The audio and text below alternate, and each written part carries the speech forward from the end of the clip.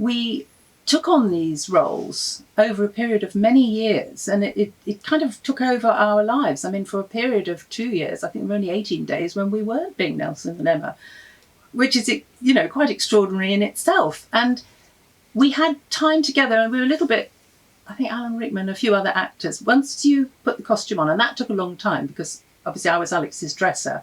Dressing him used to take an hour and a half. We used to allow that amount of time. He would help me lace myself up because the clothes were quite elaborate.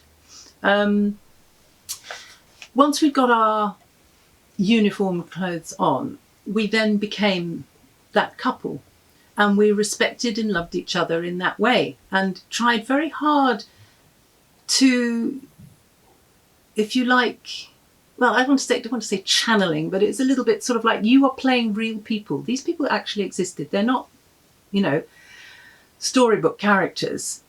And so both of us had an innate sense of wanting to tell the story truthfully.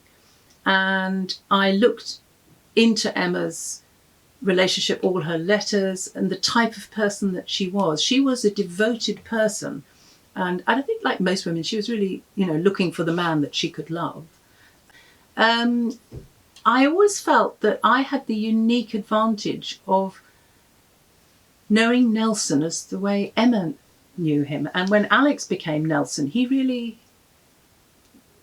embodied that spirit. So I felt that I got to know this man as a person.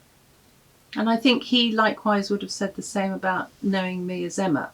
A sad story in the end, of course, because the love of her life, as she found, they'd been separated for 2 years. They had a very brief time together. And then, of course, he went off and never came back, and really broke her heart. And of course, you know, I've lost Alex. He died 4 years ago now. And I feel even closer to Emma now because it is a shattering experience to lose a love that really is huge.